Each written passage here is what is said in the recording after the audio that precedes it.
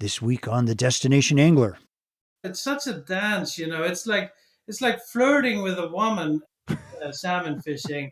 She comes close, you think she's gonna, lean in for a kiss, and she wants to pick up something that's behind you. The brown trout is more like a delinquent. It's like a teenager, jumps or runs on its tail across the water. Really, really heavy. But they blow themselves a little bit earlier than the salmon. And that was Matti Hákonarson on Fly Fishing Iceland. Hey, if you like the show, could you please give us a nice review wherever you get your podcasts, and please tell your buddies about the show. Welcome to the Destination Angler Podcast, the podcast for anglers who travel. And I'm your host, Steve Haig. We go right to the source, the local guides and experts, to build your knowledge of top fishing locations around North America. It's a big world out there. Now go and fish it. I'm going away for a while,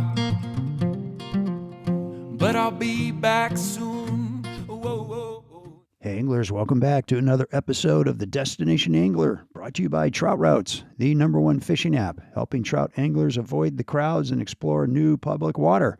Download it in the App Store today and get 20% off using promo code DESTINATION20.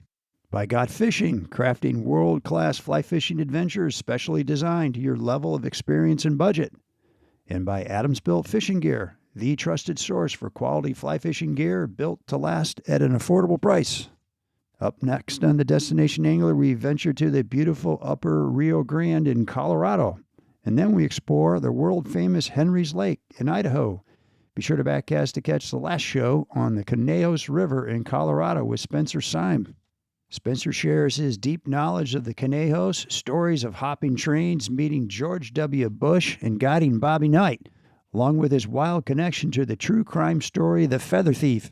You won't want to miss these shows. Hey, want to be the first to know about new episodes? Well, head on over to the Destination Angler Podcast website and become a subscriber. Today, our destination is the land of fire and ice. That's Iceland. And our guests are Tim Cammisa, owner of Trout and Feather, and Matti Hákonarson, guide and owner of Iceland Fishing Guide. Iceland is an incredibly unique place. Some say it's kind of like fly fishing on the moon. With stunning scenery, friendly people, and waters teeming with Atlantic salmon, hard-fighting Arctic char, sea run, and resident brown trout, you'll find this is the fly angler's playground of the North. Matti and Tim give us a great rundown on fly fishing Iceland from stem to stern, covering the people, the country, the culture, the bugs, pro tips and tactics, and the best time of year for each species, along with some really impressive stories of chasing massive sea-run browns, dancing with Atlantic salmon, and the religion of fly selection. Tim's written several books on fly fishing, including his latest, tying Euro Nymphs, which is a collection of top flies from some of the best anglers in the world. Hey, and stick around to the end for some stories of cheap whale meat, fermented shark, haggis, and a local drink called Black Death. Yum! Oh, and a great story of how not to fish with your wife. Let's head north with Tim and Matti. All right, folks, today I'm super excited because we have got some wonderful people, Tim Cammisa and Matti Hákonarson. How do I say that, Matti? That was perfect. Wow. Really? Perfectly Did I get that right? Icelandic already. Okay, man, I'll tell you what, I'm almost fluent. Anyway, we're headed to the land of fire and ice, otherwise known as Iceland. You guessed it. And our guest, Pennsylvania fishing guide and native Tim Cammisa, founder of Trout and Feather, which is dedicated to educational fly tying and fly fishing videos, and, I might add, hosted trips. Tim's also the author of a couple of books, and his newest book is called Tying Euro Nymphs and Other Competition Flies. I just got it in the mail. Super cool book, beautiful photography. And he's going to tell us more about that and all the famous guides he interviewed to get their top flies. He's a frequent speaker at shows, and I'll tell you what, you will be hard-pressed to find a guy more excited about not only fly fishing, but fly fishing in Iceland. Tim is fired up. And let me see, joining Tim is Matti Hákonarson. He's guide, owner, and operator of Iceland Fishing Guide. It's a guide service which he's founded and has been building for the last 15 years. He's a native Icelander. He spent the better part of his life focusing on what is some really incredible fly fishing in this beautiful country and showing the people the beautiful scenery of Iceland and the fish. So, did a little research on Iceland. I would say Iceland is a unique place to say the least. It's in the North Atlantic, somewhere between Greenland and the UK. It's about the size of Ohio for all you American listeners. It sits on a volcanic hotspot, and this makes it one of the world's top places for geothermal features. And I'm talking about geysers and volcanoes and hot springs. If you've been to Yellowstone, I don't know, maybe it's a little bit like that without the trees. And not to mention, it's famous for Atlantic salmon, Arctic char, sea run, and resident browns. And we're talking some really stellar fish that they're pulling out of these waters here. So, welcome to the show, you guys. Glad to have you. Thank you. All right. Thanks, Steve. Great to be here on this Destination Angler podcast. All right. So, when I started prepping for the show, I'm like digging into the fishing, like, what's the fishing like in Iceland? And of course, we did a pre call a couple of weeks ago. But you know what, Maddie, I became really fascinated with your country. So here's what I read. Founded 1,000 years ago, thereabouts, by Vikings. Okay. It's now the safest country in the world, like for many, many years. And it's also one of the happiest countries in the world. There's a happiness index, right? So we did a show on Norway, and they're way up there as well.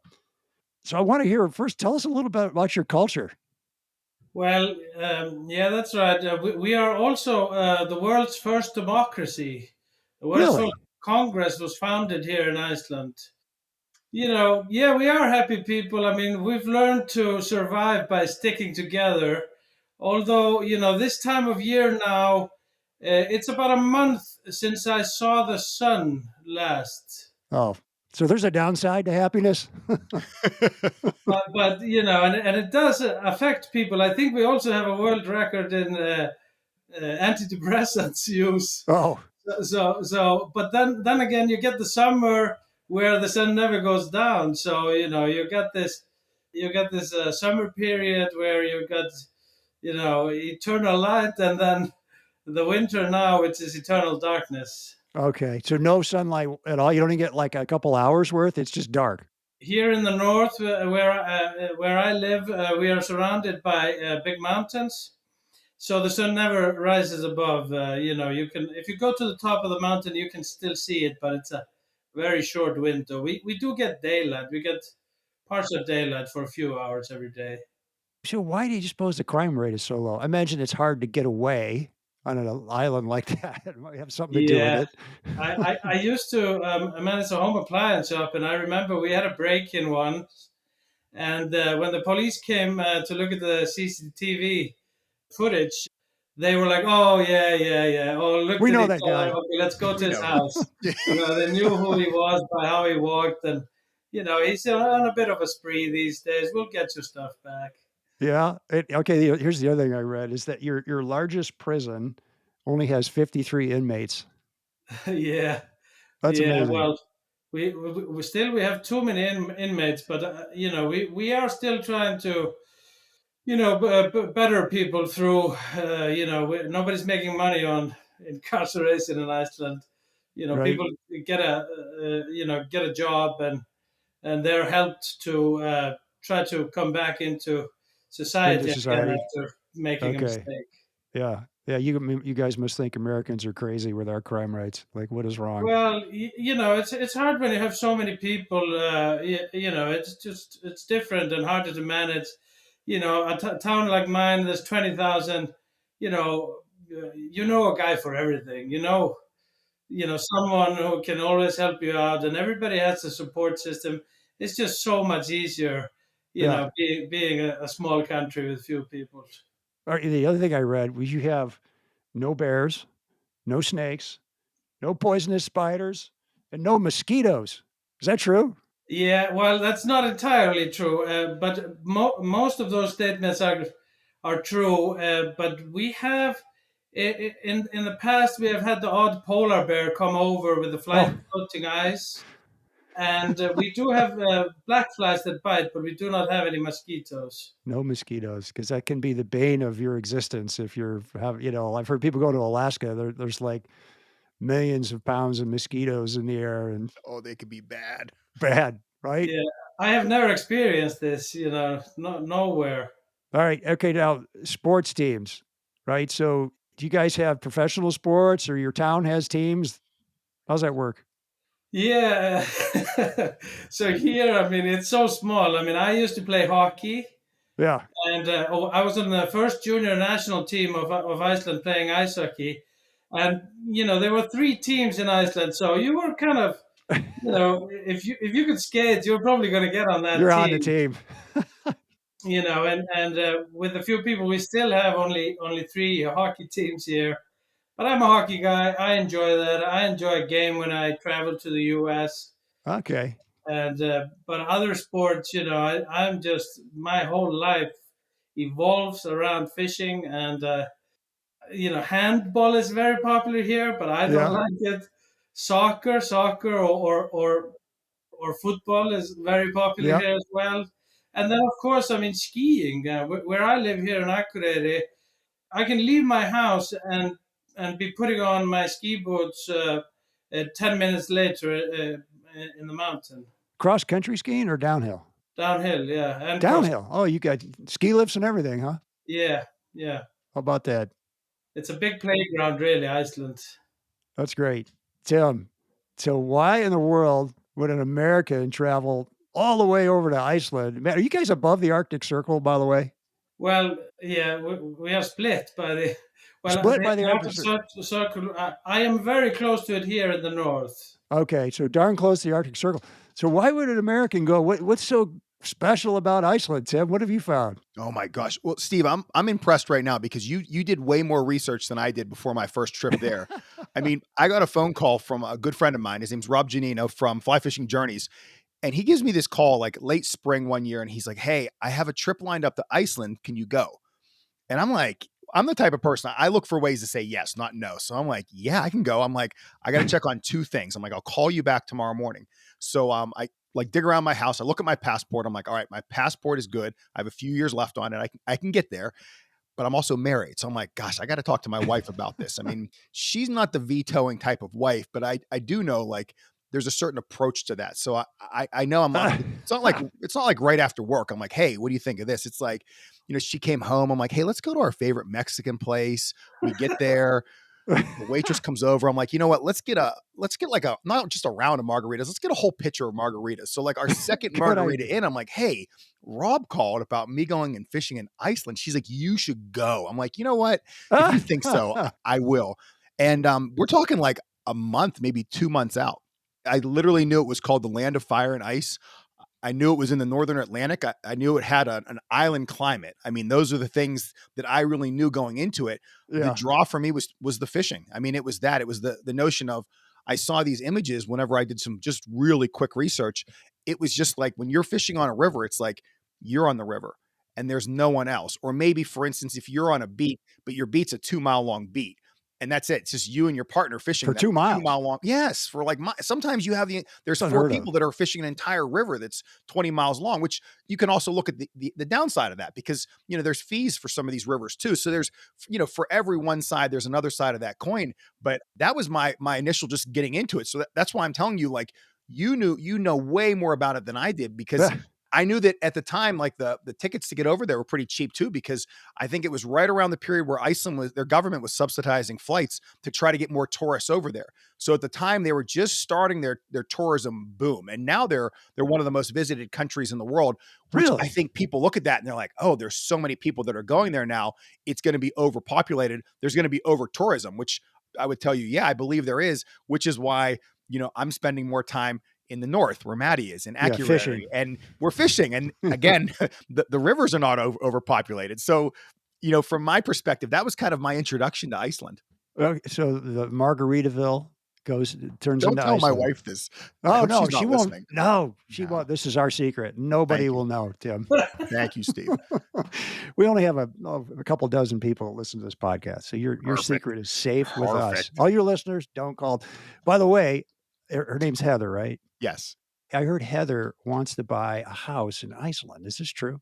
Yeah. I mean, I guess as we lean into this podcast and you hear more and more about it. I mean, there's a reason so many people, including myself, call Iceland like the home away from home. It's just, it's an incredible place. Winters seem rough. I have not visited over winter. I'm not excited to yet either, but I will eventually. But in that spring, summer, early fall, there's no place there's, at least in my opinion, there's no place in the world like it. And we got back from one of our trips because she's taken many trips over there with me too. And I'll never forget. She's like Googling real estate and houses. And I'm like, Really? that looks like an Icelandic house. She's like, yeah, it's in Iceland. She's like, don't you think like our second house, that would be a great retirement spot? And at first I'm like, what are you talking about? And then I'm like, She yes, took you to a yes, bar the and answer gave is you yes. margaritas. Yeah, let's go there. I'm in. I think Matti already hired me. He's like, yeah, you can work in the office. He's already All right. signed a contract. But almost. So there you go, folks. This podcast could be dangerous to your financial health here because you might end up buying a home in Iceland by the time you're done listening. It's definitely addictive. Matty, tell me about the scenery because I'm thinking volcanoes, those are high. You mentioned mountains, but also it sounds like there's plateaus. What's it look like? Yeah, so basically here where we are, it is all, well, it's big mountains and valleys carved by the subsiding glaciers.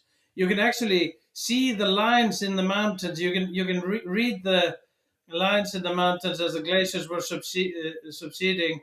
And there's a lot of geothermal activity. From our lodges. You drive for 20 minutes and it's like you're on the moon all of a sudden. Wow. And you never really get used to it. Being born here and living here my whole life. I still get that sense of crossing a mountain pass. It is just so amazing, and because of our days are, the length of our days is so different. It changes so rapidly. Just the change in light can completely change your perception of what you're seeing, and it doesn't really ever get tired. Yeah, no kidding. And how about trees? Do you have any? Well, we don't have a lot of trees. We have like these bushy little birch trees, and the settlers, when they came, they cut down most of the trees, and what they didn't cut down, the sheep grazing, keep them from growing back. If we would, kill all our sheep and stop them from grazing, we would probably have, little trees everywhere. But because of how windy it can be here, the trees really don't grow big in Iceland. Yeah. Although a lot of trees have also been planted in the past 50 years.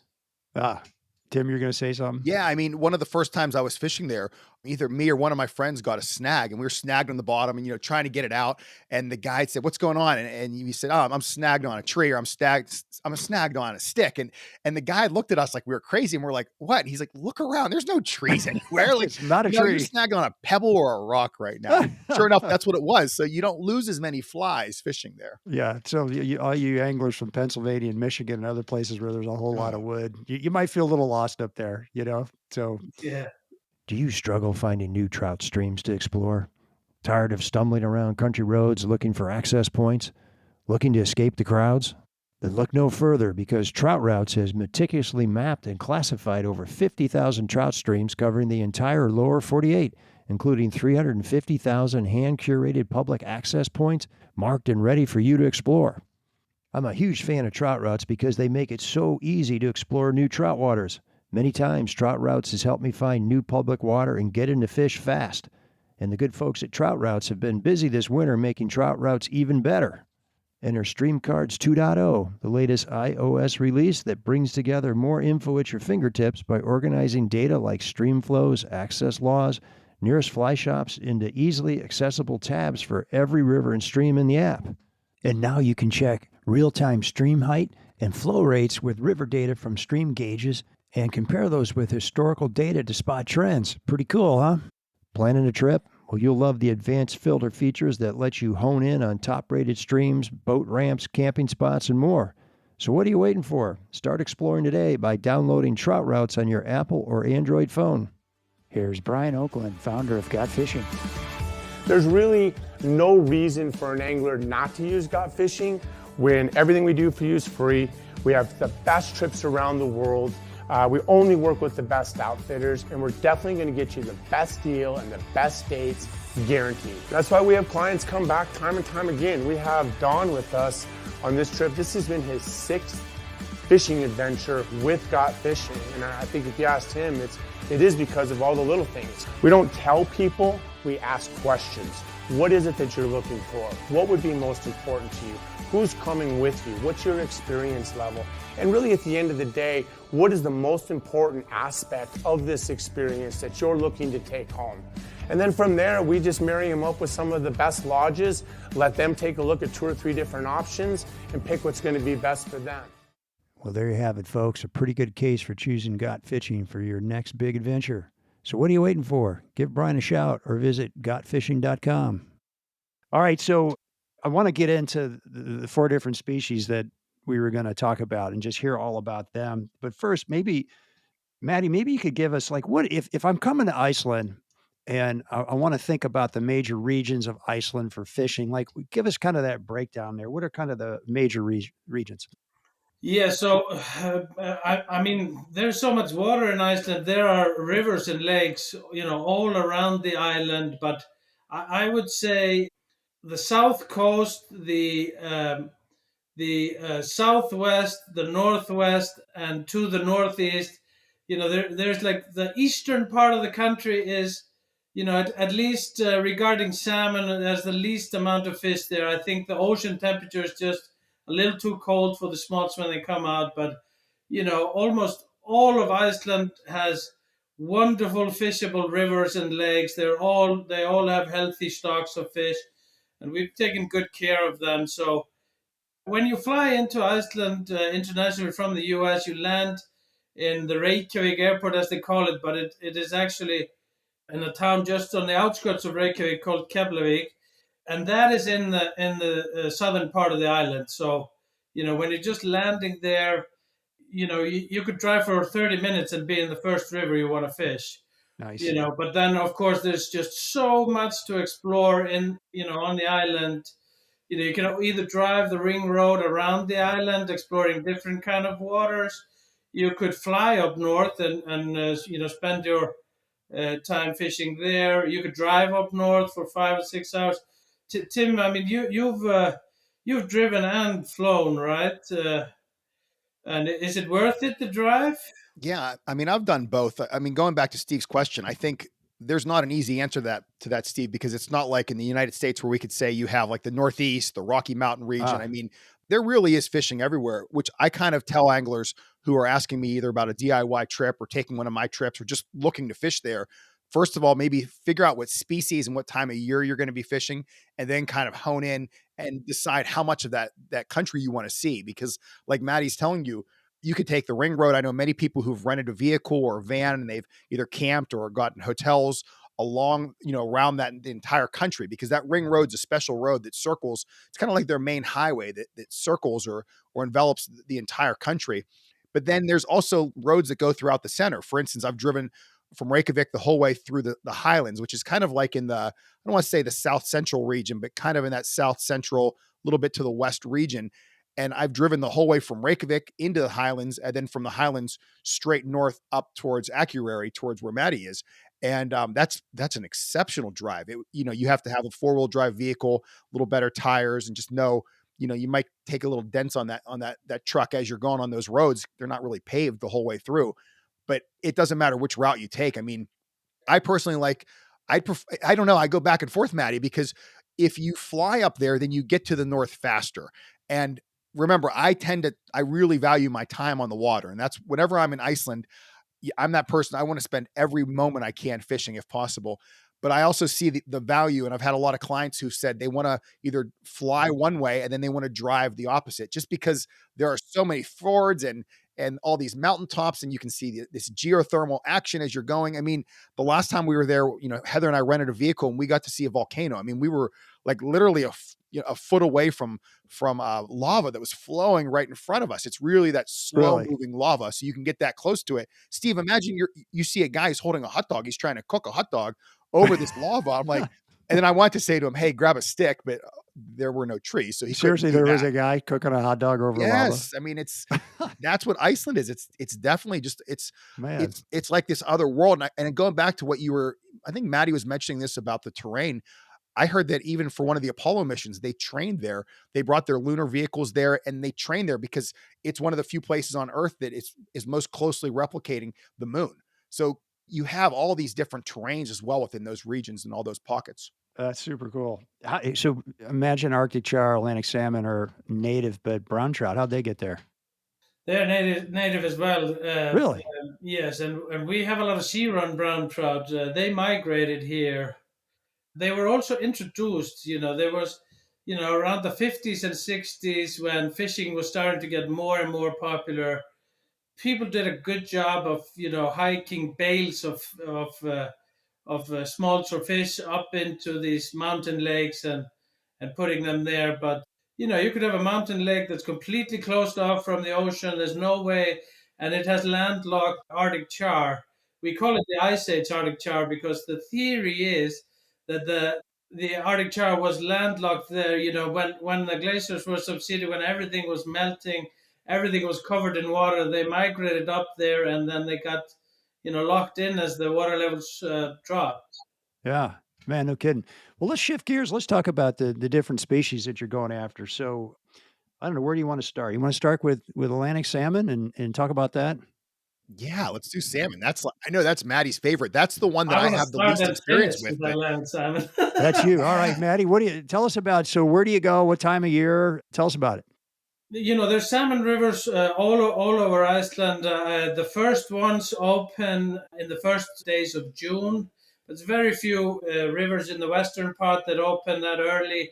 Most salmon rivers open around the 20th of June or the 1st of July, Okay. especially in the northern part. We've got grills runs, or we don't really call them grills here in Iceland.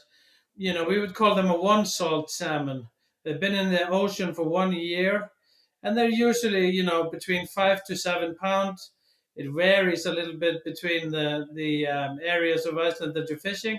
And then we have the multi-winter, either the salmon that has spawned before and is returning, or a salmon that has spent 2 years or more in the ocean Okay. feeding. And those can be from 8 to 20 plus pounds.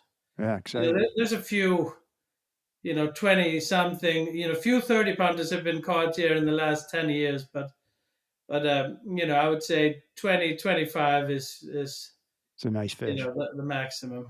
Okay. Interesting. And so you take people on Atlantic salmon. That's part of your thing. Yeah, so that's kind of our main thing. We are here in the north. We are operating on the Laxá River system, and two of the tributaries that are on there, the Reykjadalsá and Mýrakvísl. And we have lodges on each river to accommodate people that want to come and fish there. And it's kind of a unique feeling because I think we had this conversation before, but we have a 25-kilometer long river, 15, 20-mile long river, and we only sell 4 licenses per day. Or who sets that? Like who decides for? It was decided by an old system that is, not really relevant anymore because it was decided. They calculated how much pressure it could take when everybody used to kill every fish, but now we don't kill any salmon anymore. But we still keep this down. We keep the number of anglers down, just so that you to keep it special. Yeah. Those fish don't get smart during the season, and they don't get pressured, and it's just a different deal when you when it happens like that. Hey anglers, if you're on the hunt for fishing gear that's as tough as you are, look no further than Adams Built Fishing Gear. Since 2014, Adams Built has been the go-to choice for anglers who demand quality without breaking the bank. Their lineup of lightweight waders, high-quality nets, and meticulously designed fly boxes is second to none. But here's what really impressed me. Adams Built stands behind their products like no other. Every single item is guaranteed to last. Yep, you heard that right. And get this, Adams Built waders even come with a lifetime repair or replace guarantee, with you only paying for shipping. Now that's a deal you can't beat. So why settle for gear that won't last? Make the smart choice and gear up with Adams Built Fishing Gear today. Ask your local dealer for Adams Built or visit www.adamsbuiltfishing.com and tell them Steve sent you from the Destination Angler podcast. What's a decent day of Atlantic salmon fishing? Ooh, that's my least favorite question. Of course. So, It's the one everybody wants to know, though. yeah, I mean, I've caught 10 salmon in a day, and I've gone 10 days without catching one. But I would say, Tim, what was your best day on the Miraquist this year? I think we had days where I landed 2 or 3 fish a day. I guess the thing that we have to keep in mind, Steve, comparing Atlantic salmon in Iceland to other countries, Iceland's known for more of a quantity than a quality game. I think that's what Matti was alluding to when he was saying 25 pounds is kind of that. If you catch one, that's a heck of a fish versus, whenever I hosted the trip there, and I host a trip there, I believe this year it's the last week of July, and we try to get one of those peak weeks. That's whenever I book that river. And on the trip last year, we had a total of 8 anglers and we fished for 1 week. But I'm also a trout guy, so it wasn't just all Atlantic salmon. We kind of split our trip. It was a unique trip where half the time you were fishing for brown trout, and then half the trip you were fishing for salmon. And there were also some char too. So you kind of had a mix of everything. And so imagine we have a week. Now we're only fishing half that week for Atlantic salmon. And every angler on my trip landed a minimum of 2 Atlantic salmon in less than a week. That's a good trip. That's really so. I know in some countries you go, and if you get like a bump in a week, that's like a great week. You felt a fish on the end of your line. And I've kind of told everyone for the trip when we were there, we fished 2 sessions, a morning and an evening session. And in each session, your expectation is you want to have hold of at least 1 salmon. I mean, ideally we want to land 2 fish per angler every time they were salmon fishing. It just didn't work out that way just because of the beats and how the fish were. But there were days, I mean, we had some anglers, I think, who landed, gosh, I want to say Fronta Honik. He's the owner of Honik Competition. They make some incredible stuff out of the Czech. I want to say Fronta, he landed maybe 12 salmon that throughout the entire week. A number of us landed, more than 6. I can't tell you my exact number. I'd have to look back at my records, but it was around 8 salmon. So, we definitely landed a number of exceptional fish. I remember a guy who talked to me when I took it back to the airport this summer. He fished for 6 days and he landed 18 salmon.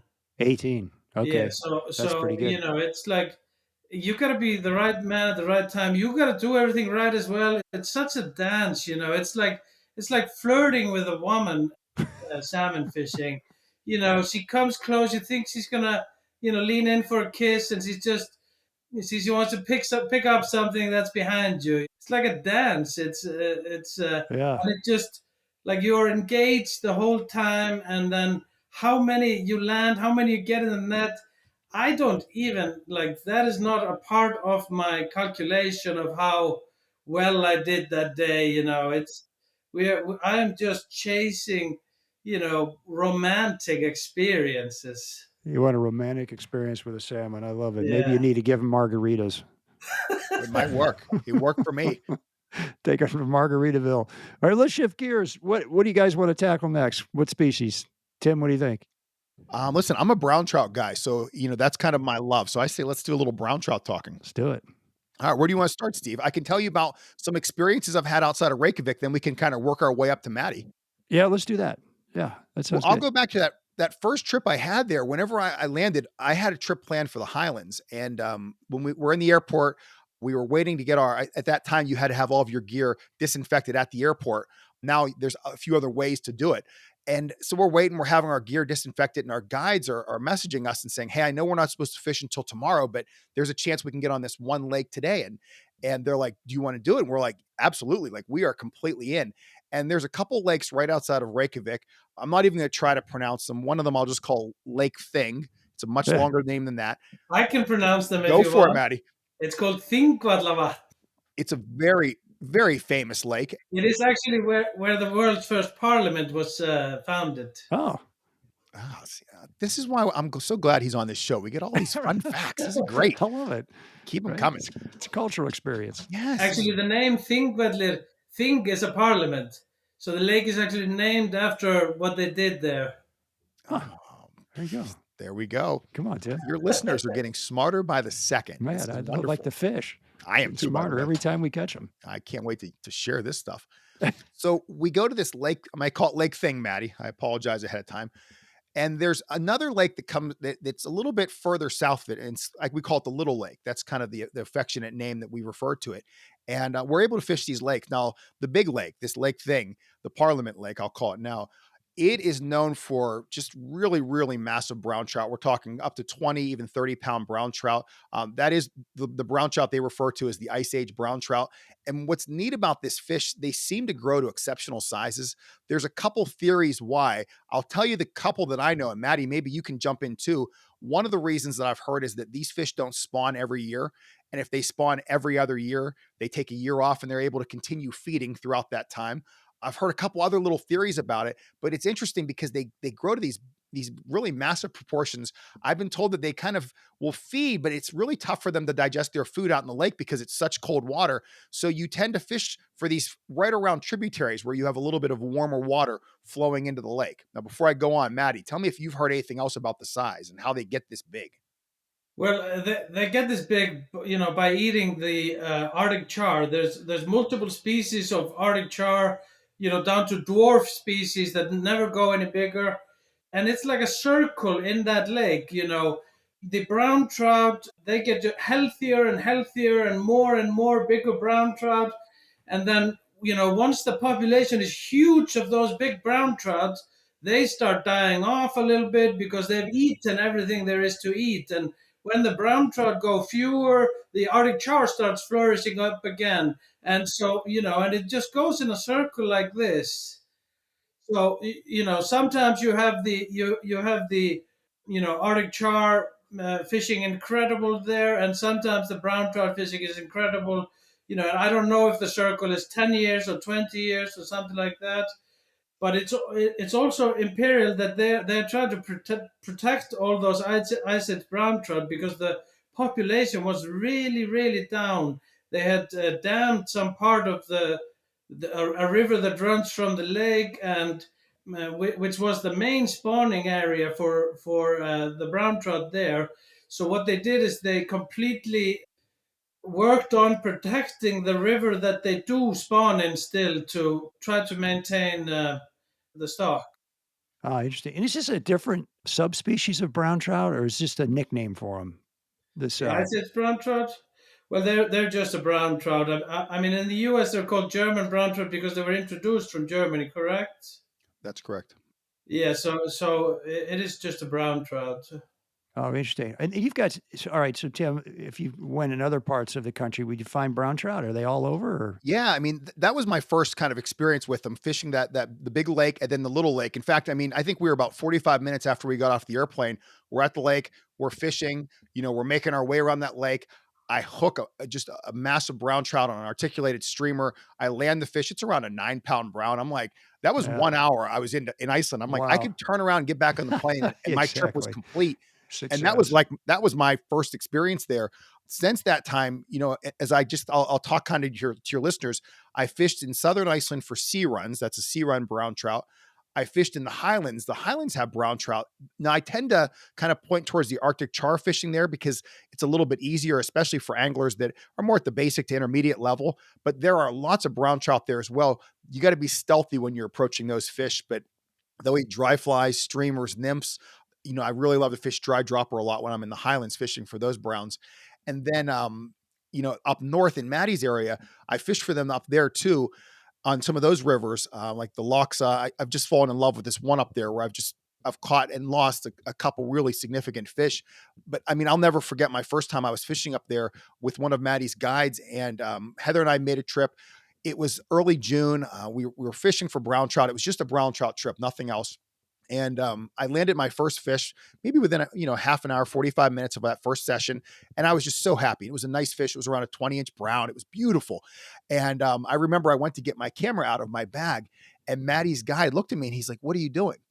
And I said, "Well, I'd like to get a picture of my fish." And he's like, "Why? It's a small one." And I'm like laughing. I'm like, "Ah, ha, ha, funny, funny." And he looks at me like completely he's like, "Tim, that's a small brown. We're going to get much bigger fish Really? this week." Oh my And I was like, gosh. "Oh," and sure enough, like that was a small one compared to the other ones we caught, Wow. which just kind of blew my mind because, and I think this is kind of one of those those pro tips that I have, it seems like the further you get out of Reykjavik, the less people you get, the less pressure on the fish, and the more, I don't want to say, you kind of throw it back to like what Montana probably was like a couple, 100 years ago. Yeah. But I feel like the further you get from that population capital, the better the fishing becomes. At least that's been my Okay. experience over the years. Super interesting. In a sea run brown, what do you say? Is it just kind of like a steelhead versus a rainbow? Some of them are just going to run Yeah, into the ocean, and that's just the way it is.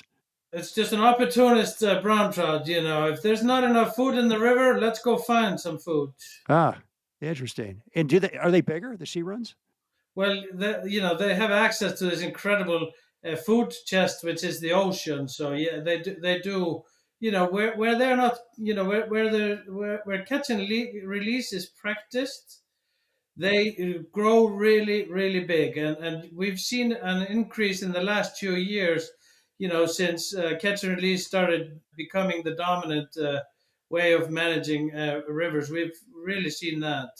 Oh, interesting. Like, give me an idea of what's a good sea run brown. Tim, you're talking about your guys like they're bigger fish than that. What you're Yeah, I talking mean, 20 I've caught pounds? sea runs up to 20 pounds myself, and I don't Wow. target them a lot. I mean, that's something that I've been fortunate. I've been able to target them in the spring on certain rivers, in the summer, and I've also been there in October and targeted them then. And it just seems like every season you have different opportunities. The fish earlier in the season are a little bit silver, kind of like you would think about with a steelhead when they haven't been in the river for a while. Then Oh, once cool. they've been in the river, they darken up. I mean, Yeah. but it's one of those situations where it really is dependent upon the river you're fishing and the time of year they're expected to be back. Some years they're early, some years they're late. We went there in October one year thinking, oh, this is going to be perfect. And it kind of had slowed down. The run had slowed. Some of the fish had just left.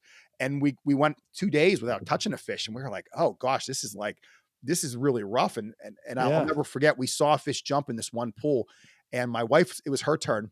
And our guide Arnie was like, Heather, we got a fish here. We got to dial in. We got to get this fish. Like, we haven't felt a fish for 2 days. We need something.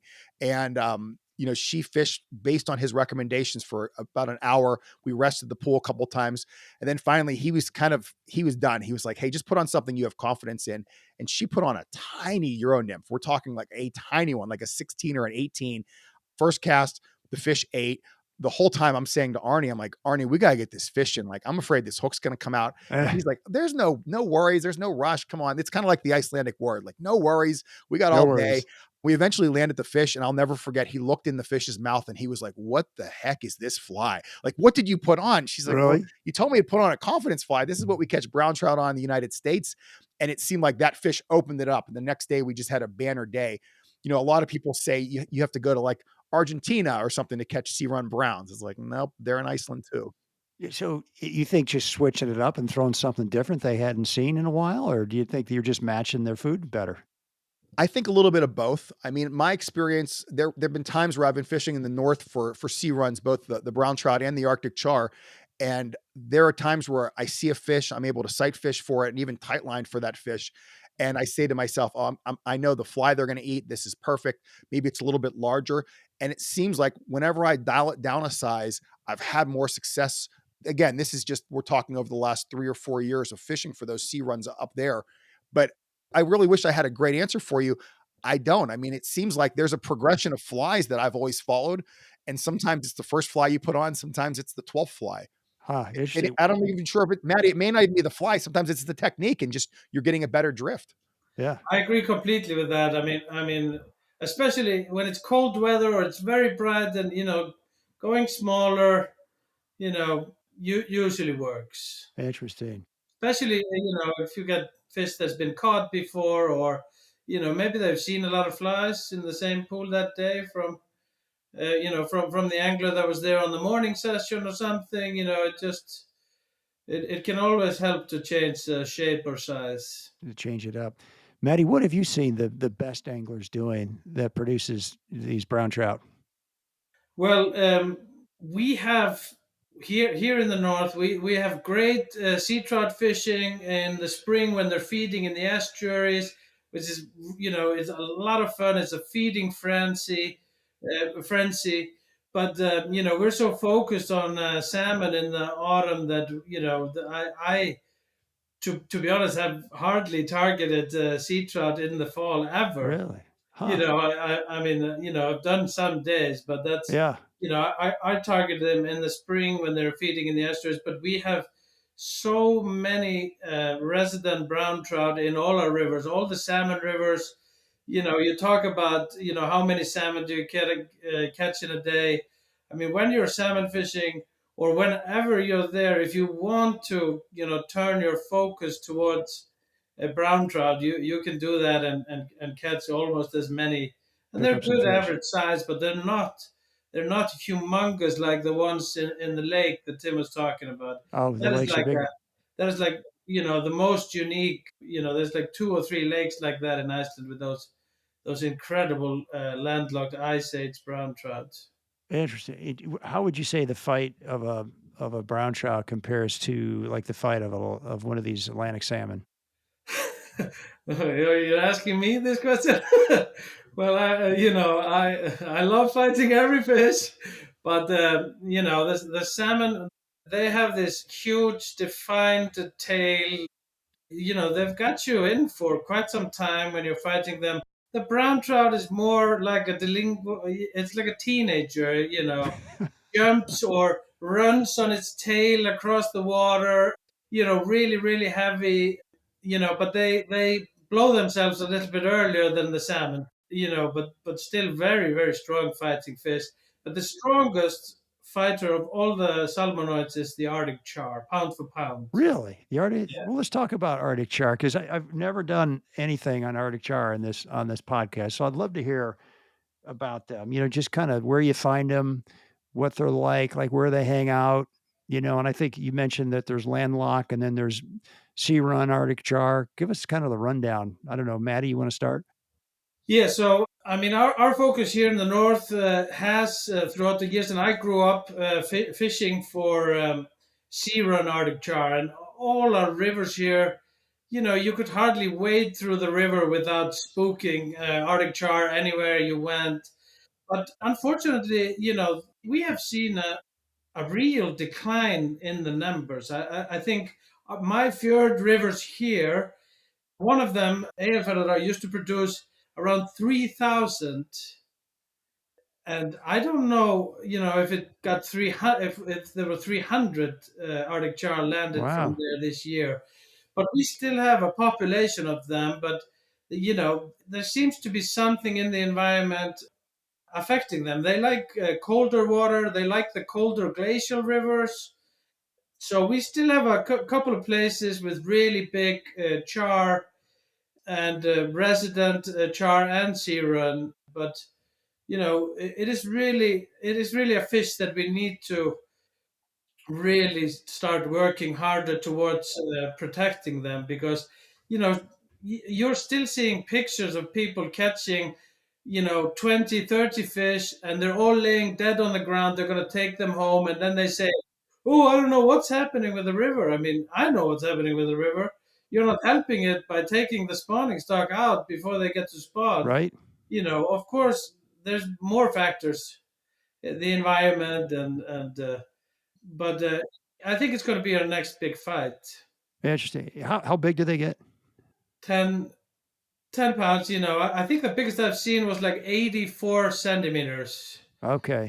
10, 12 pounds, something like that. I 10, would 12 say. pounds. Oh, they get that big. Yeah. Okay. Okay. And like how often will they spawn in a lifetime? Just once or they come in multiple times? No, so yeah, this is also why it's important to protect the sea run Arctic char, because if you catch a 10-pound char, it's maybe coming to spawn for the fourth, fifth time, something like that.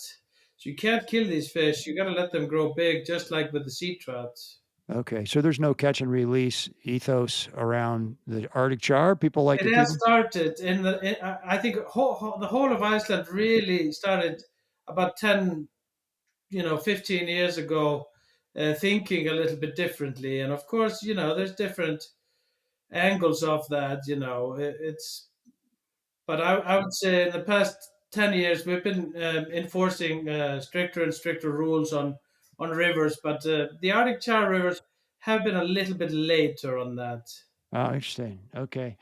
I heard they're kind of finicky Some days they're easy to catch, and some days they're really hard. What do you think? Well, that's fish for you. Yeah, yeah, true.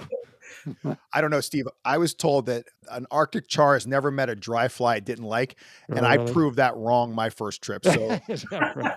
they can Lucky be you. you can really have lights out days with them, and they can be really finicky as well. I think that's kind of the beauty, though. I know for many people who've never visited Iceland, I think that should be one of their bucket list fish because there's something that's just exceptional about them. It's a char, and being from Pennsylvania, our state fish is the brook trout, which is also a char. And I can kind of connect to what Maddie's saying. We've had a decline in brook trout over the last decade or 20 years or so, and it could be because of various reasons that are similar to Iceland as well. But there's just something that's really special about catching your first Arctic char, looking at that fish and turning it upside down because they have that like vibrant orange underbody. Yeah. It just really just screams for attention. Yet whenever they're in the river, you can't see them. I mean, they are really camouflaged well. I mean, there's times you can see these little missiles down there and you're like, I think that could be a char. And they might be, but they could be a really fun fish to catch and just a stunning one when you're holding it up. Do you get char when you're going after other species like, brown trout? Do you pick up a char occasionally? Yeah, it seems like it. And Maddie, you might have more experience in the north on this. I know in the Highlands, it really seems like there are spots that are almost more char spots and spots that are more brown trout spots, which is interesting. I mean, some of the guides down there have told me that, the brown trout have taken are kind of on throughout this entire river that I fish. Maybe if I'm on the Call to Christ River versus the char on the lower sections. So it seems like the char don't go up as high as the brown trout, which is kind of contrary to the way it works, at least for the char in Pennsylvania. So there are times where you'll find spots that you will catch char and brown trout, but at least in my experience, it seems like if I start to catch a char, I'm going to be in char land for the next couple hours.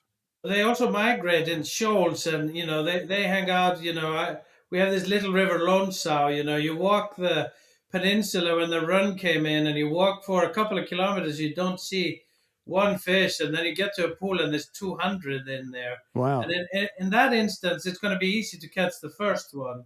Okay.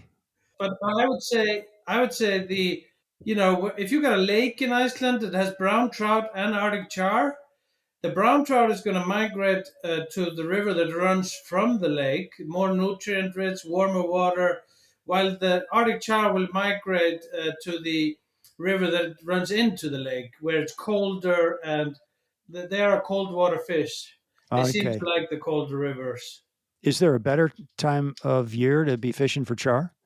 It's so different, different parts of the country. Again, but we've got specific time frames. When somebody tells me, they want to come to Iceland in this month and they want to do this, and sometimes that's just not what's happening in that month. So we try to steer everybody towards, what's historically, best at that time of year. Okay. Give me kind of the high level rundown on what are you fishing for June, July? Just go through the summer and maybe give me what you'd be fishing for if you came to Iceland. Yeah, I mean, in spring we start fishing for brown trout, sea run brown trout, and Arctic char. Very often, the bigger fish, we're catching, especially if it's still cold, we're catching just big fish. The small fish, they don't seem to start feeding this early. They don't need all that food to sustain their body weight, but the big ones, they need to start feeding early and feed constantly throughout the year. But our rivers are closed until the 1st of April. So it's always quite unique to be the first one to cast to those fish, since last September. So I would say April and May, the weather starts getting much better. You start seeing rising fish. You still catching more big fish than the smaller guys. Salmon, you just start waiting for June. You just start waiting for the salmon runs. You can't really think about anything else. If you heard about one salmon being spotted in a river, you're going to spend the whole day trying to find that one salmon Is that right? rather Okay. than doing anything else. At least that's my take on it. And we actually have, like the lone sow, we get our char runs in the end of May, beginning of June. So, that's a totally different from the rivers that we have here in the fjord for the sea runs. We get runs. They start around the middle of July for the Arctic char. Okay. But throughout the summer, June, July, August, and even September and early October, we are getting runs of either Arctic char, sea run browns, or Atlantic salmon. Wow. Okay. Keep you busy all summer, spring, summer, and fall then. Yes, sir. Okay. So when you're trying to think of what a typical day would be in the summer, because imagine the sun doesn't go down in the summer. Is that right? No, but I tried guiding 24 hours a day, but Doesn't it's work. left me Wait, you're a not in human. a You need very sleep. good shape. So we actually do have a system that we operate from. We have a morning session in the morning that's usually 5 or 6 hours, and then we have an evening session in the evening, and we always have, well, almost always have a mandatory lunch break between 1 and 4.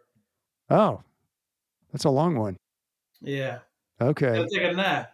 You have a lot of customers like Tim who don't want to get off the water and it's 2 in the morning. Well, when I was starting out in this business, I wanted, I aim to please everybody, and I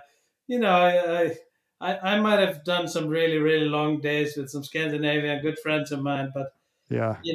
that's not a long lasting thing. You need your sleep, you need to rest, Yeah. and you got to keep it fun. But we fish 10 to 12 hours a day, which I think Wow. is enough. That's a lot. That'd wear me out. Tim, what do you think? Is that enough for you? I mean, it depends on the fishing. Yeah, I mean, it can be. I mean, when you're Atlantic salmon fishing, it's pretty intense. I know we didn't get too much into specifics for it, but I mean, imagine that you're in this pool.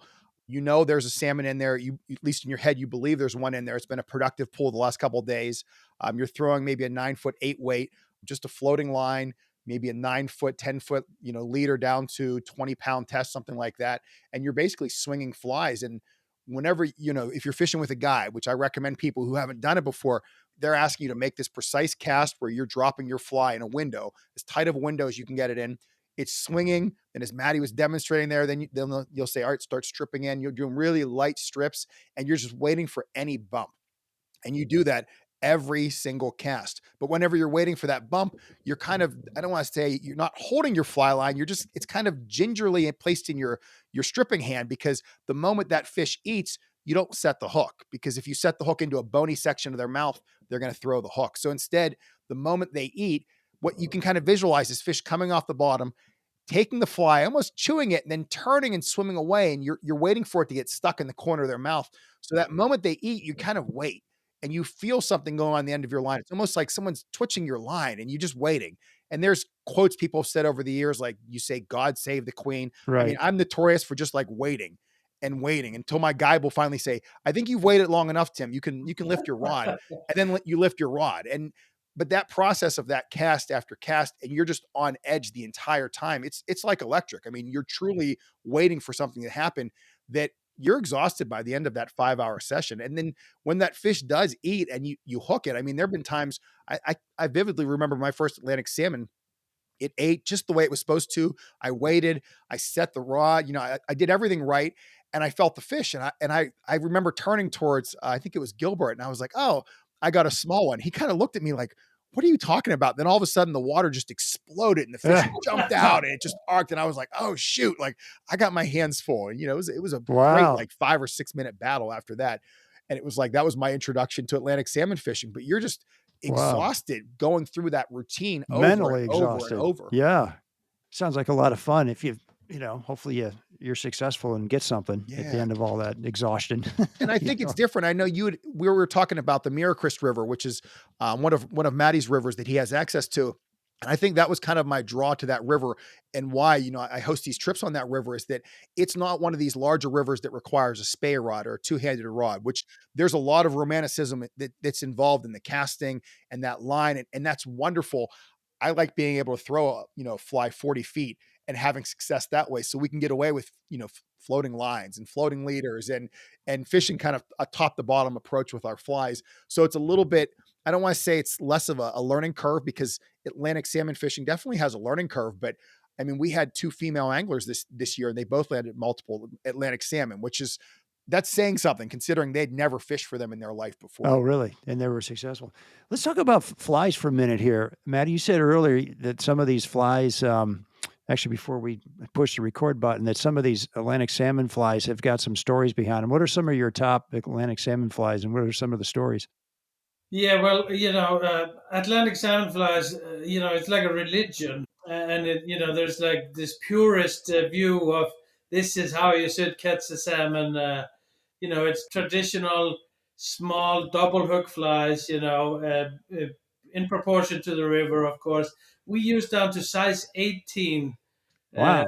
treble hook salmon flies, and some of the classic English patterns, and then of course the Icelandic patterns. And it's like, you have a rule of in what order you show them the flies. You look at the sky, you try to see, what the color of the sky is telling you. You try to, you're always going by feeling, it's that romance going on. You're just like, you're always acting on, instinct and feelings, and should I try a little bigger fly? Should I do this? And I actually have a pretty good story. Let's hear it. So, and it's funny, myself, I've been guiding all these rivers. I know them really well, and some might even say that I should be considered an expert and everything. And I like Tim, I love to fish with my wife. And we've been happily together for a long, long time. And the Good for you. only place we've ever been close to getting divorced was on the river. But Oh, jeez. and when I was thinking about stories, almost all the stories that I thought about included my wife, because it's like a funny dynamic there. But I remember this one time we were on our river, the Mirakvist, and we were fishing together. We had a cancellation or something like that. We had a couple of days we could go there, and she doesn't want to have me anywhere around, bossing her around while she's fishing. She can do it herself, and she says she always does best when I'm not around. So even if I might have told her, like, the salmon is right behind that rock, just put the fly like this, and she's like, yeah, you go now, and then she catches it and takes all the So, credit.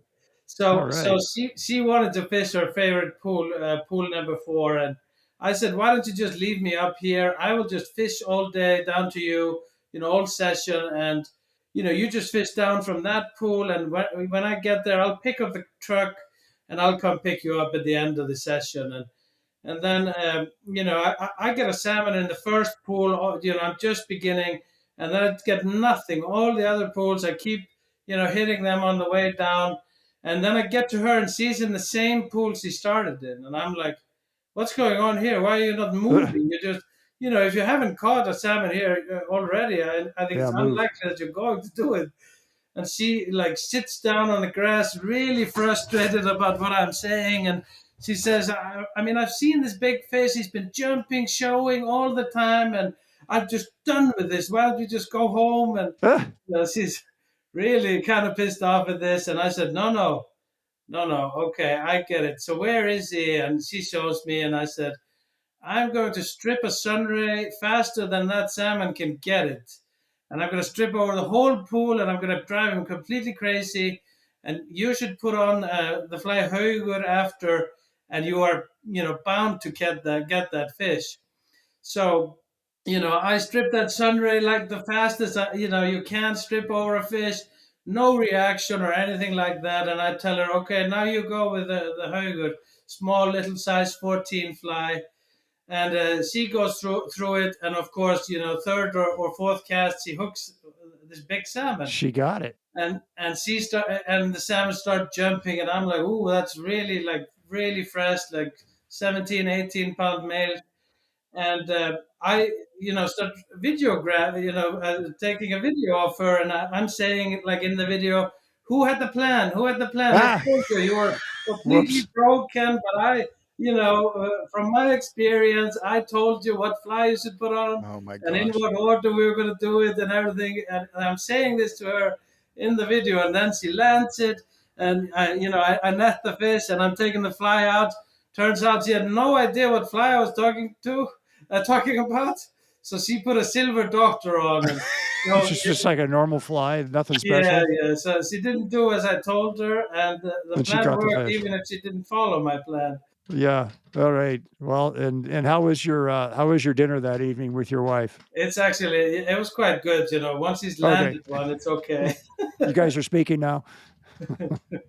Good to hear. Well, I was going to ask you guys some advice on how to get our wives into fishing, but I'm not sure I want to because both your wives fish. Gosh. Yeah. No, it's Mine good. didn't start out that way though. I will say, she wasn't into it until maybe 5 or 6 years into our marriage. So I definitely lucked out on that one. Is that right? Yeah, Okay. yeah. All right. So real quick, back on confidence flies. Just Tim, what are your top confidence? I'm sure, do you bring flies to Iceland? You probably just rely on Matti to supply it, but what are the best flies that are working over there? I'll be honest, it doesn't matter where in Iceland I'm fishing. Let's say everything but Atlantic salmon. Let me just pause Atlantic Okay. salmon for a second. For all the other species, I mean, I have a presentation that I give around the country that's called something like How My Pennsylvania Tactics Worked in Iceland. And I mean, I can vividly remember one day I was fishing with this Icelandic pattern. It had like a thin black body made of like a latex material. It had like a red hot spot shooting out the back, kind of like a blowtorch style. It was kind of like a tag nymph. The guide had recommended it. I'd fished it. I didn't fish it with any confidence. And finally, I said, I'm putting on a waltz worm. I had just a prolific season back in Pennsylvania on the good old waltz worm. So I put on a waltz worm. First cast, caught a char. Second cast, another char. Landed a handful in Wow. a short amount of time. Afterwards, the guy was like, "Hey, what fly were you using?" And I was all proud. I'm like, "Well, this is called the waltz worm. In fact, it's by Walt Young. I actually know him. He's from Pennsylvania." And I'm like telling this guy all about this waltz worm, and the guy looks at me like I'm an idiot. He's like, "Tim, we have the internet too. We know waltz worms in Iceland." But And cable TV. yeah, but they're fish. I don't want to tell you. I don't want to tell people don't overthink it. They're fish. I mean, the patterns that I've had success with over the years kind of vary based on the species. I mean, with Arctic char, I've done very well with the little fly called an improved zebra midge. It's worked really well for me. But instead of just the typical tie, I fished it with an orange bead, and that orange bead has really just seemed to trigger the Arctic char. Huh. With brown trout, I've done really well with many streamers, especially like there's an orange and black articulated streamer that I tie called the double play, which replicates kind of like a baby Arctic char. That one has done really well for me over the years. When I'm nymphing, I don't overthink it. I mean, the pheasant tail's been just a wonderful fly. That's just a fly that continues to catch fish everywhere in the world, but Yeah. in Iceland as well. Then whenever you think about some of the junk flies, I mean, there was one day there that we were fishing a mop fly, Oh, and mop fly. it was like our last mop fly, and the mop was coming off the hook, and we were like re-threading it on because we were catching so many Arctic char on that fly. Wow. So sometimes there are times over there where it seems like the fly definitely makes a difference. I mean, I'll give you a few more. The blowtorch and Devin Olson fly, that fly has Yeah. really performed well for me over there. Though on dry flies, I seem to have done better on emergers. That's just been my, like I said, those Arctic char, I was told they would eat any dry fly you threw to them. And I did not, discover that. I didn't have that approach. But whenever I went with some emergers, I did really well. And then there's an Icelandic pattern it's a killer pattern. It's tied with like a red foam body, and it's got a piece of red sticking out the rear, and it has black hackle. Maddie, what's the name of that fly? Because that's my money in the Called bank. Galdralöp. It is actually an imitation of a fly we call a horsefly here.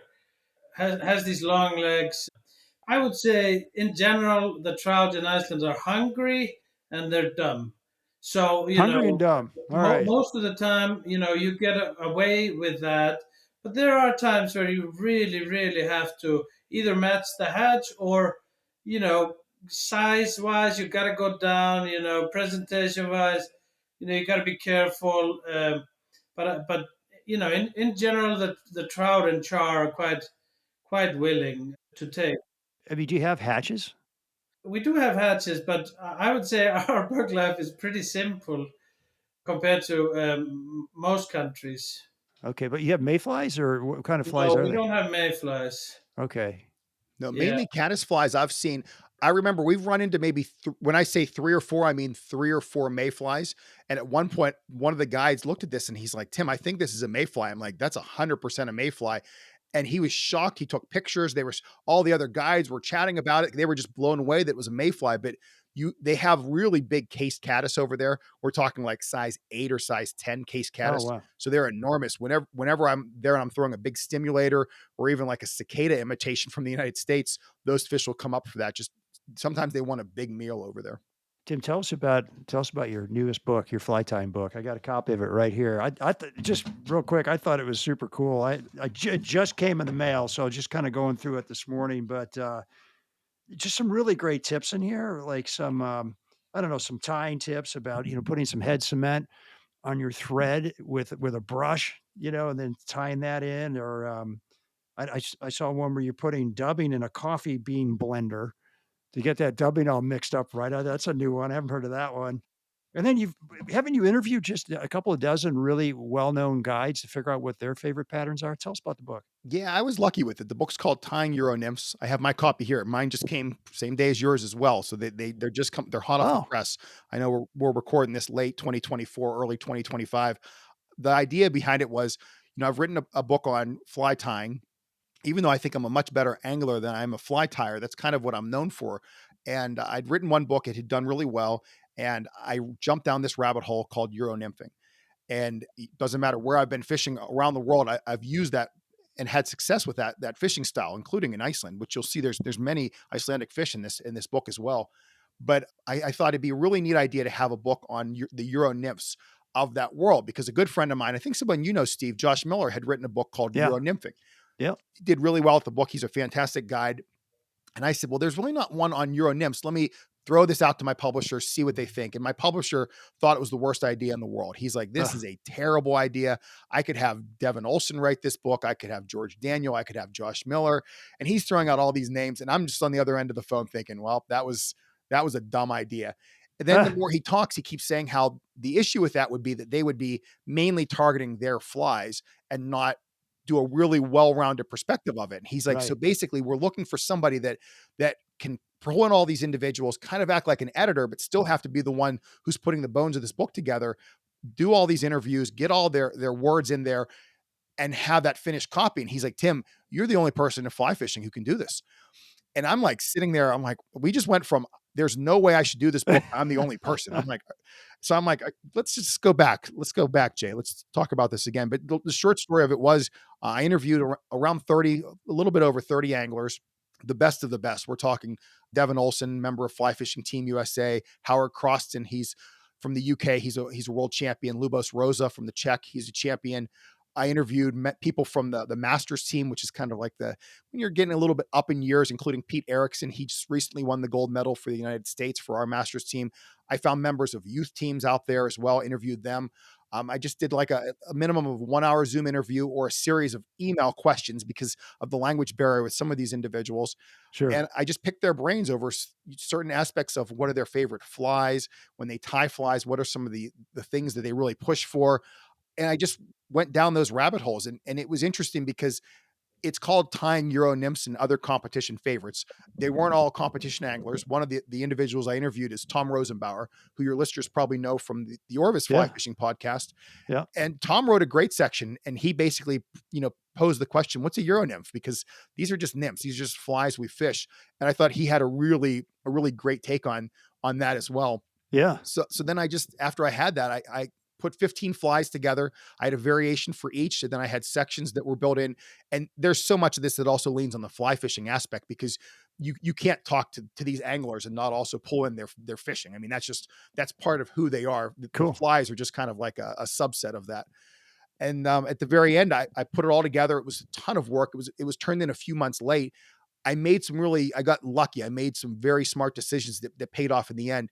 At one point in every interview, I said to them, hey, if you could fish anywhere in the world right now with 5 flies, what would those 5 flies be? Mainly Euro nymphs. And everybody gave me 5. They just rattled them off because they know that's what they fish with. Yeah, I love that. And I put in there from those 30 anglers, they put in their confidence list. So now there's 30 lists in there of like the top anglers and their top 5 flies, which that to me, that alone was like, me being like stepping away from the book. I would, I want to see the book just for that. I'm kind of like, as it's coming again, I'm like, oh, what's his name's favorite flies? And I'm like flipping through. And I just want to see everyone's favorites again, just to see, Yeah. because it's also neat. The book was written over the last 2 years, and I know in 5 years, like everyone's confidence flies might change again. So I think this is I think it's a pretty cool snapshot in time of, one of the current things in fly fishing. Yeah, that's super cool. So, and you're a 6th grade teacher. Do I have that right?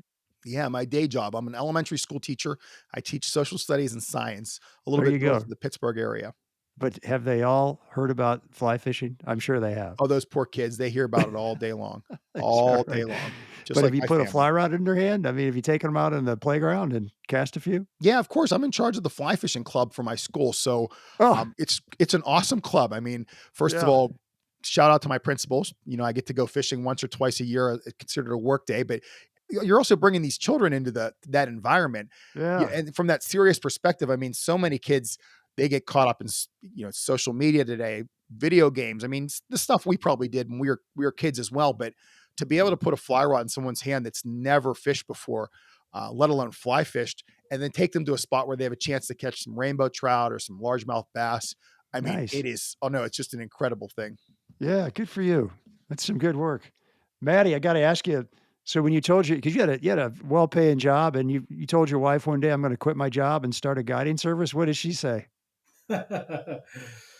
Yeah, well, it was the time when the Icelandic banks, and the financial system collapsed here. 2008. Yeah, 2008, and Okay. you know, uh, it was a tough time, but I saw an opportunity because all of a sudden our currency was devalued 50%.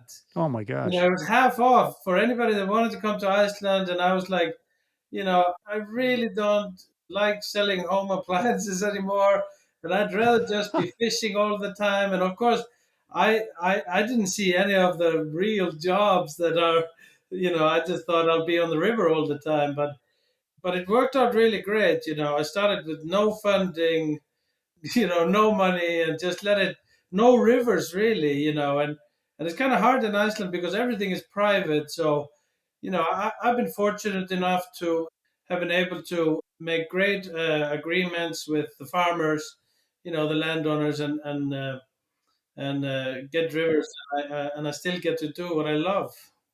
So that's how you had to go out and find these beats and tell the guy, look, I'll lease these beats for you, and they get a cut of it. I'm assuming is that how it works? Yeah, basically, what I say, the way it normally works, is it goes on a blind auction in Iceland, and a lot of companies will then bid on it. But it was a little different for us. I had this favorite river, the Miraquist. The salmon statistics had kind of gone down throughout the years like this. So, I was not only interested in being able to control who fishes it. I really wanted to see if I could do something to turn this around, and I would say that's where the real passion lies in doing that. So, and I was fortunate enough to make agreements with these landowners, and basically what I will say, I will pay this much for the river rights, and then I am obligated, then I have to sell enough licenses to make some money on it. Yeah, So that's basically how it works, and thankfully it's gone quite well. yeah. So all right. So what's life like as a kid in Iceland? What was your life like growing up? Oh, pretty basic, growing up. I mean, we didn't travel a lot, and we didn't even have proper roads when I was a kid, when I was traveling with my parents. But we made do, and it's a fun place because it's practically one big playground. Yeah, You got all these mountains, providing water to our rivers in the summertime, but full of snow, you know, for other activities in the wintertime. yeah. Right. What do you do all winter when it's dark? Well, work, Work. you know, try to travel somewhere a little bit warm, around this time. Try to Yeah. get some sunlight, but there's a lot to do: skiing, snowmobiling, snowboarding, ice fishing. You name it. Drinking, of course. Drinking is a very popular sport in Iceland. Water, right? Yeah. That glacial water. What is the popular drink up there in Iceland? Popular drink would be, of course, the microbrewery scene like anybody else now. But Really? historically, beer was banned in Iceland until 1989. Beer was banned. Yeah, you could only buy hard liquor. What? Yeah. Why? Well, they thought that it would really become a problem once they allowed the beer. Oh my gosh. So we have this traditional Icelandic spirit called brennivin. It was marketed and sold abroad for a while as Black Death. Black Death. There you go.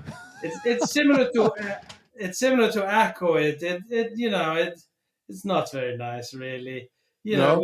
And I grew up eating a lot of whale meat. My Whale grandmother, meat? it was cheap meat. Minke Whale meat whale, was cheap meat. yeah, and a lot of fermented stuff like black pudding and haggis. That's Haggis. You've had haggis? so made from the inside of the Yes. and even better.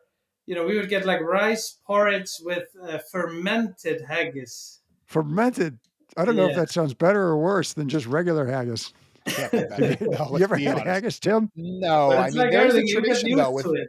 I mean there's a tradition with the fermented shark whenever you're there, and if you Fermented you shark. catch your first Yeah. Atlantic salmon, or depending on where you are, your first char, your dry fly eat, they'll pull out some fermented shark, and I've done it a Really? couple times, and it's you hold your nose, you hold your nose, but Yeah. you can you definitely need something to help wash it down. I'll say that. Well, actually, it's a funny story because the real tradition when you catch your first Atlantic salmon in Iceland, you're supposed to bite off the adipose fin and swallow it. Yeah. Otherwise, and it's called Mariu Lax, your first salmon. It's like the Virgin Mary salmon. Okay.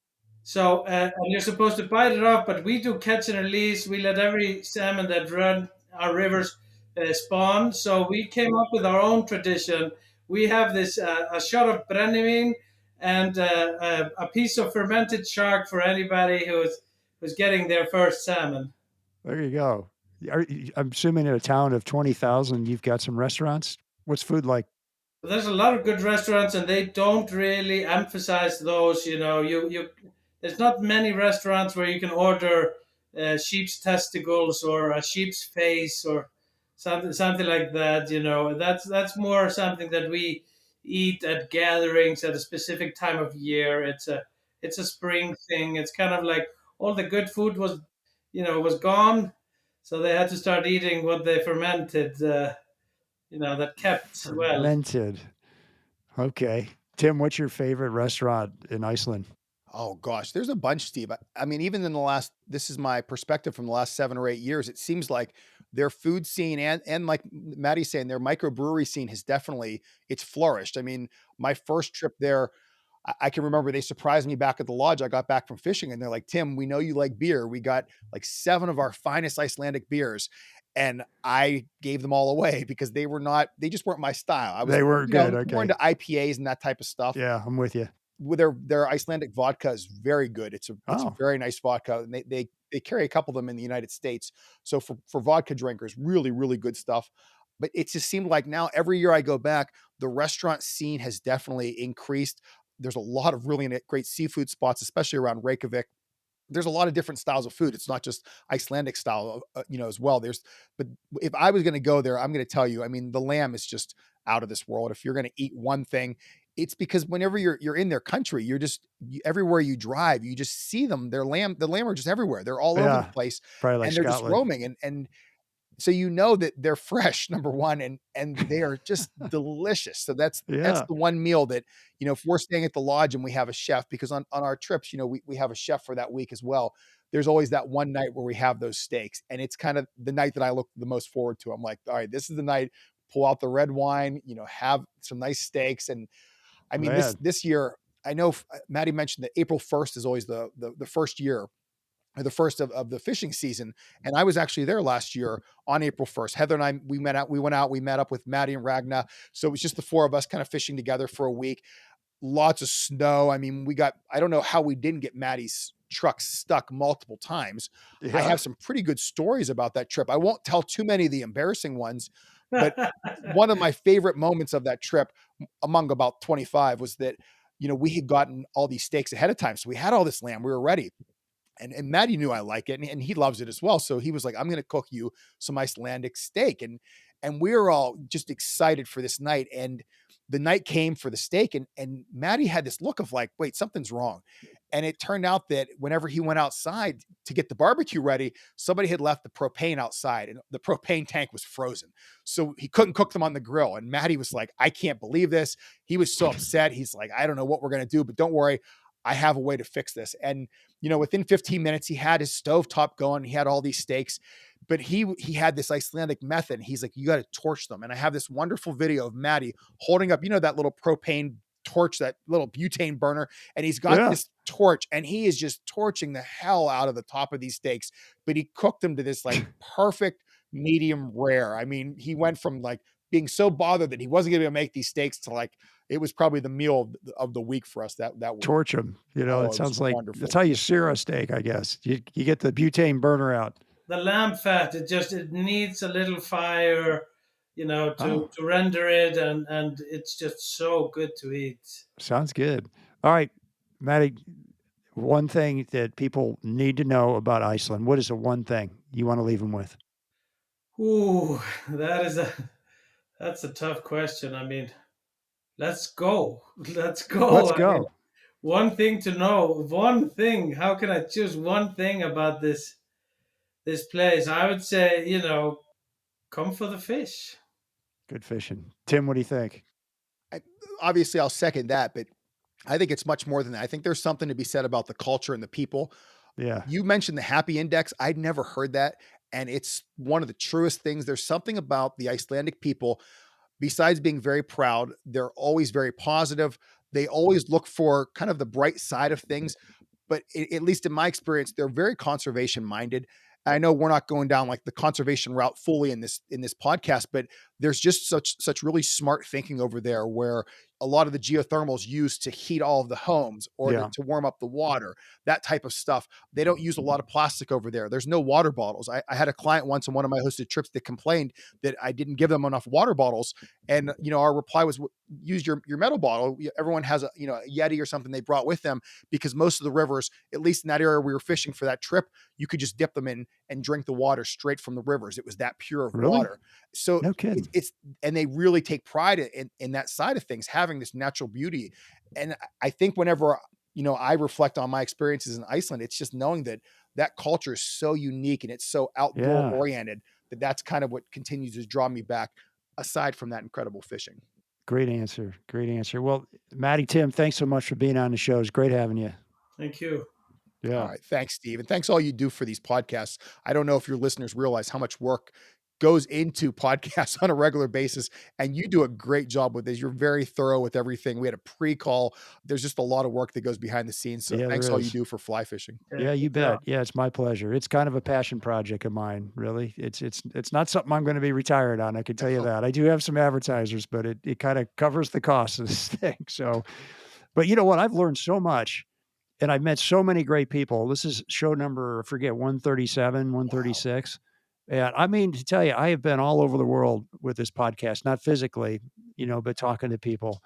And I've learned so much about fly fishing techniques and flies and places to go. And it's been a fantastic thing. I wouldn't give it up. It's my 5th season. So appreciate that. Well, let's go then. End of July. That's when my trip is, Steve. Come is to that Iceland. Right? You can fish with Matti and me. We will have a blast. You can get out of the studio and into Iceland. Yeah, every show I hang up and go, man, I got to go to that place. That sounded amazing. We'll email your contract in the next 5 minutes. Right. Before, well, what you have going for you is one of my wife's very best friends. They went to Iceland last year, and they're not fishermen, but they loved it. And that's what kind of got it on my radar. And I kept seeing pictures of fantastic, like really beautiful fish coming out of these rivers and lakes you guys have. And it stuck in the back of my mind. And then somehow, Tim, I can't remember how I hooked up with you, but anyway, we got connected and here we are. So So glad of it. At this point, it's inevitable. You have to go. there it is. It's You will. inevitable. You I'd will. love We'll to. get them there. Thanks for the invite. How can people, Tim, we'll start with you. How can people get in touch with you? Best way is through my website. There's a contact form there. It's troutandfeather.com. I love everything trout, but I love so many other species. But I would say use the contact form through troutandfeather.com. There you go. Matti, how can people get in touch with you? Same. We got a website, icelandfishingguide.com. Or come through, one of our great hosts like Tim. There we go.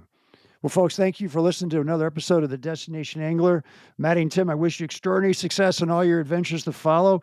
And folks, we'll be sure to post Matti and Tim's contact info on the Destination Angler show notes, and hopefully get some exclusive pictures from some of these great fish you're catching and maybe some of those top fly patterns you all were talking about. Put those out on Facebook and Instagram. You can DM me or email me with comments and suggestions at shaig@destinationanglerpodcast.com.